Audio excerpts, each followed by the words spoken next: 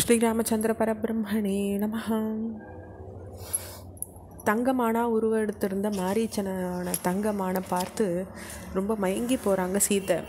இது மாதிரி ஒரு அற்புதமான மானை நான் இதுவரை பார்த்ததே இல்லைன்றாங்க. வனவாசம் முடிஞ்சு நம்ம எல்லாரும் அயோத்தி திரும்பரிச்சு நீங்கள் மன்னராக முடிசூட்டிட்ட பிறகு இந்த மான் நம்ம அந்தப்புறத்தை அலங்கரிக்கிறது ரொம்ப பொருத்தமாக இருக்கும்னு சொல்கிறாங்க. இளவரசர் பரதனுக்கும் என்னுடைய மாமியார்களுக்கும் உங்களுக்கும் எனக்கும் இது பெரும் மகிழ்ச்சி அளிக்கும்னுட்டு சீதை கேட்டுக்கிறாங்க ராமர்கிட்ட.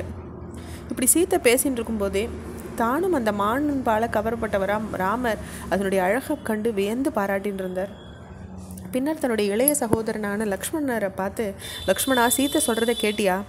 இந்த மான் உண்மையிலேயே ரொம்ப அற்புதமாக காட்சி அளிக்கிறது. நீ சொல்கிறதே சரியாக இருந்தால் அப்போ இந்த மான் ஒரு அரக்கன் கொல்லப்படத்தக்கது. அந்த காரணம் கொண்டும் அதை துரத்தி செல்றது முறையாக தானே இருக்கும். நான் போய் அந்த மானை உயிரோடு பிடிக்கிறேன் அல்லது கொன்னுடுறேன். அதற்கிடையில் இங்கே சீதைக்கு அருகில் இருந்து நீ அவளை பாதுகாத்துக்கோன்னு சொல்கிறார். ரொம்ப பலம் வாய்ந்த ஜட்டாயும் உனக்கு உதவியாக இருப்பார். சீதையின் ஆசையை நான் நிறைவேற்றுறேன்னுட்டு அம்புகளையும் அம்பராத்துணையும் எடுத்துட்டு ராமர் புறப்படுறார்.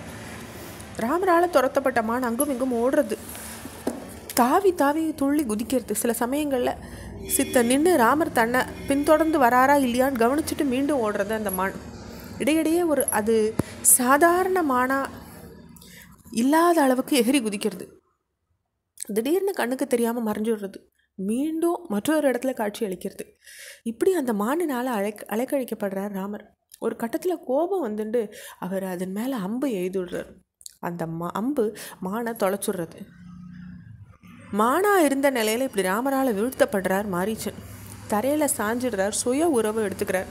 ராவணனுடைய எண்ணத்தை நிலவில் நிறுத்திட்டு அவனுக்கு உதவுறதுக்காக ஓ சீதா, ஓ லக்ஷ்மணான்னு ராமர் கதறது மாலையே அவர் குரலில் ஓலமிட்டுண்டே உயிரை விட்டுறார் மாரீச்சன். இதற்கு பிறகு ராமருக்கு லக்ஷ்மணனுக்கு உடைய வார்த்தைகள் நினைவுக்கு வருது. லக்ஷ்மணன் சொன்னது சரியாயிட்டது, இது மாரீச்சன் செஞ்ச தந்திரம் தான்றது ராமருக்கு தெளிவாருது. இறக்கும் போதும் என்னுடைய குரலை எடுத்துட்டு சீத்தையும் லக்ஷ்மணனும் இவன் கூவி அழிச்சிருக்கானே, இப்போ சீத்தை என்ன நினைப்பாலோ தெரியலையே, லக்ஷ்மணனுடைய மனசில் என்ன ஓட்டங்கள் ஏற்படுமோன்னுட்டு சிந்திக்கிறார் ராமர். அவருடைய மனசு கவலை பற்றிக்கிறது. ஜனஸ்தானம்ன்ற பகுதியில் இருந்து தன்னுடைய பர்ணசாலையை நோக்கி அவர் விரைஞ்சு போகிறார். இறக்கும்போது மாரீச்சன் சீதா லக்ஷ்மணான்னு ராமர் கதறது மாதிரி ஓசை கேட்டது சீதையினுடைய காதில் விழருது. அவள் லக்ஷ்மணனை பார்த்து, உடனே போய் ராமருக்கு என்ன நடந்ததுன்னு பார். என் மனசு ஒரு நிலையில் இல்லை, என் இதய துடிப்பும் சரியா இல்லை. பரிதாபமாக ஓலமிடுற உன்னுடைய தமையனை காப்பாற்றுறது உன் கடமை இல்லையா? உடனே அங்கே விரைஞ்சு போங்கிறார். அப்படி சீதை லக்ஷ்மணனை கேட்டுக்கும்போது லக்ஷ்மணன் சொல்கிறார், அந்த இடத்த விட்டு அவருக்கு நகர ஆசையே இல்லை. இதை பார்த்து சீதைக்கு கோபம் வர்றது. ஆபத்து காலத்தில் அண்ணனுக்கு உதவமாக இருக்கிற நீ நல்லவன் போல வேஷமிட்ட கொடியவன். உன் தமையனுக்கு நீ விரோதி, அவர் அழியணும்னு நீ விரும்புகிற. என்னை பற்றின பேராசை உன் மனசில் இருக்குன்னு லக்ஷ்மணனை பார்த்து ரொம்ப கடிஞ்சு பேசுகிறாங்க சீதை. இப்படி சீதை அழுதுண்டே பேசின போது லக்ஷ்மணன் ரொம்ப அமைதியாக அவளுக்கு பதில் சொல்கிறார். நாகர்களாலும் அரக்கர்களாலும் கந்தர்வர்களாலும் தேவர்களால் கூட ராமரை வெல்ல முடியாது. அதனால் உங்கள் மனசில் கவலை கொள்ள நியாயமே இல்லை. இப்போ உங்களை இங்கே தனியாக விட்டுட்டு என் மனசு போகிறதுக்கு இடம் கொடுக்கல. பிரம்மதேவன், சிவன், விஷ்ணு இவா தலைமையில் மூலகங்களுக்கும் எதிர்த்து வந்தால் கூட சரி, ராமரை வீழ்த்த முடியாது. துன்பத்தை விட்டுருங்க. இப்போ நம்ம காதுகளை விழுந்தது பரிதாபமான ஓலம் ராமரால் எழுப்பப்பட்டது அல்ல, அது அவருடைய குரல் இல்லை. இதுவும் கூட அந்த அரக்கனுடைய தந்திரம் தான். உங்களை பாதுகாக்க வேண்டிய புனிதமான கடமையை என்கிட்ட ஒப்படைச்சிட்டு ராமர் போயிருக்கார். அதனால் உங்களை தனியாக விட்டுட்டு நான் இந்த இடத்த விட்டு போயிடுறதுன்றது நினைக்க முடியாத காரியம். ஜனஸ்தானத்தில் இருந்த பல அரக்கர்களை அழிச்சிட்ட காரணத்தினால ராட்சசர்கள் எல்லாரும் நம்ம மேலே கோபமாக இருக்காங்க. அவளுடைய தந்திரம் தான் இது. அவள் நினச்ச உருவத்தை எடுக்கக்கூடியவா, நினச்ச குரலில் பேசக்கூடியவா. அதனால் இது ராமருடைய கதறல்னு நினச்சி நீங்கள் கவலைப்பட தேவையில்லைன்னு லக்ஷ்மணன் ரொம்ப அமைதியாக விளக்கம் கொடுக்குறார்.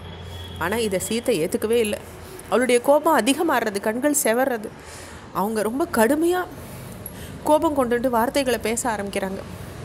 கருணையற்றவனே, கொடுமையானவனே, மேன்மையற்றவனே, குலத்தின் பெருமையை நாசம் செய்ய வந்தவனே, ராமருக்கு துன்பம்னு உனக்கு இன்பத்தை கொடுக்கறதா? அதனால தான் ராமருக்கு பெரும் சோதனை ஏற்பட்டிருக்க இந்த நேரத்தில் நீ இவ்வளவு அமைதியாக பேசின்னு இருக்கியா? உன்னை போல் வேஷமிட்டு அலையிற எதிரிகளின் மனசில் தீய எண்ணெய்களை இருக்கிறதுல ரொம்ப வியப்பு எதுவுமே இல்லையே. என்னை அடையிற எண்ணத்தை மனசில் வச்சுட்டு அதை ராமர்கிட்டேருந்து வெகு சாமர்த்தியமாக மறைச்சி அவரை பின்தொடர்ந்து நீ இப்போ காட்டுக்கு வந்திருக்க. இல்லை ஒருவேளை பரதன் உன்னை அனுப்பியிருக்கானா?